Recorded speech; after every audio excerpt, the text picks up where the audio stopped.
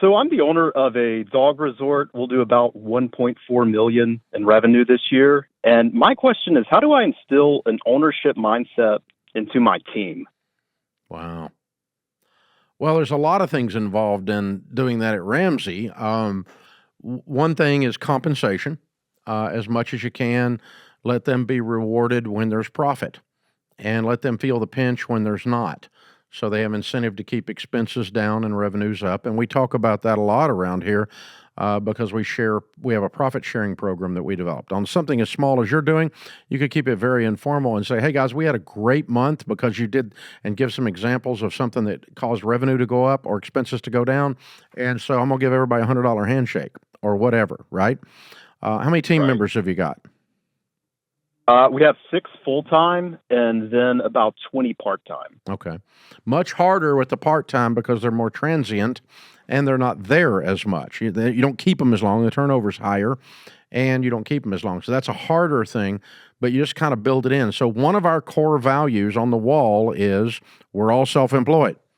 We have a self-employed mentality, and we talk about what that means a lot. So one is you do it with compensation. Two is you do it, with like a manager on the compensation side. If you're one of your senior people, you actually could let them participate in the profits in some way. You could figure out a little formula to do that. But anyway, number one's comp. Number two is we talk about it a lot. It's a core value. And then the third thing is you hire for it and fire for it. So when you're doing the interview to hire, you say, hey, the people on our team treat this place and our customers like they're one of the owners. We have an ownership mentality, a self-employed mentality here. How do you feel about that? Will you fit in with that? That's part of your interview questions. And you're trying to solve for that. Are they going to come in and act like they're an owner, or are they got a JOB and they're going to mail it in, come late, leave early, and steal while they're there? We call those employees, not team members. We don't want any employees. We want team members. And so if you're just looking for a place to collect a check, you got the wrong place, because we take our business seriously. People love their pets. How their pets are treated, how the customer is treated is indicative of how we're going to treat their puppy, and they care deeply about the whole experience. That's why they pay us ridiculous sums of money in a dog resort, a pet resort, to put their dog up. And so we're going to treat them with ridiculously good care, and we're going to smile and we're going to enjoy doing that like we own the place. Do you want to be as part of a team like that? And tell me why, and tell me what that means to you. And that's part of your interview question scenario where you're getting into the whole thing. This is who we are, and you're not going to fit in if you're just here to collect a check. This place will spit you out, okay? We talk about that in the hire, and that runs off some people because you got people that are just like, how much you pay an hour?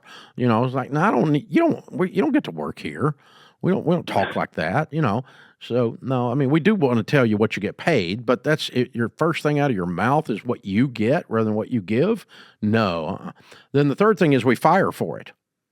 And so if we let someone through the hiring process, they get through the screening process, and we look up and they're just mailing it in, they got a bad attitude, they don't care, they're not got a self-employed mentality, we talk to them about it and say, hey, remember in the interview, and remember this thing on the wall that says self-employed mentality, and remember that's how everybody else here acts? Well, you're not acting that way.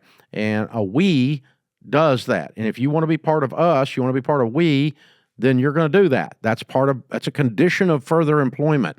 Do you want to plug in and be part of the team here and start caring about this place deeply, or are you just trying to collect a check? Because if you're trying to collect a check, we made a mistake and you made a mistake and this will be your last day. It doesn't matter to me. Which one do you want to do? And you can be a little less blunt than that, but that's the essence of a series of difficult conversations with your team member that depending on how long they've been there as to how much leniency there is on that. But we first compensate for it. Second, we talk about it a lot, reinforce it. And third, we hire for it and fire for it. Okay. That makes sense. And if you do all of those, over time, it'll settle in. But it's not instantaneous. And you will have to constantly be polishing. Meaning somebody's going to have to leave, and we're going to have to constantly, change up our interview script a little and make sure you fit into our culture and our team. And do you want to be, this is how we do it. Do you want to be a we? And you just over and over and over and over until you're sick of saying it. And about that time is when people will start hearing it. Right. That makes sense. Yeah. How long you had this? About a little over 3 years. Wow. You're doing great. It exploded, didn't it? It did. A lot of people got dogs during COVID. Yeah, that's true, I guess. I hadn't thought about that. There was like a dog shortage. Yeah, there was. You couldn't find one. Yeah. That's funny. Yes. I love it. It's been growing, but seems like the more we grow, the more cracks in the foundation become visible. Oh yeah, that's true with anything. The success magnifies the good and the bad in your organizational processes. Right. Absolutely. Yeah, so that's, you get really, really strong on some things you were strong on, and the things you were weak on, you're like, whoa, we got to fix that. And my guess is that it's probably a lot harder with all your part-timers to get them on board with what we're talking about in this call than it is your full-timers. Absolutely. Yeah. Absolutely. And so what I'm going to start doing is kind of always think about taking a page out of the Chick-fil-A book. They've become known for a great place to send your teenager to go work, because they'll teach them how to work and teach them how to think about others and train them to say, it's my pleasure. And, a teenager that's worked at Chick-fil-A has had a good working experience, and they're probably not going to end up working at Chick-fil-A after college, right? But they still send their kid there because they've got a great reputation for that. And so you become a training ground for this issue of self-employed mentality. When you work over there, if you love animals, Luke loves animals, and Luke's good to those animals, and you're going to be good to those animals, and you're going to care, and you're going to show up, and you're going to work your butt off, and he's going to pay good, but he's also going to teach you a lot about business and customer service and pet care and whatever else, and you're going to come away with some knowledge base. So if you get a job over there, it's not just, oh, I got a teenage job. It's, oh, I got the teenage job because Luke's so good to teenagers, training them, college students, training them, giving them a positive ministry experience where they're working with people and animals and all that. It's all good.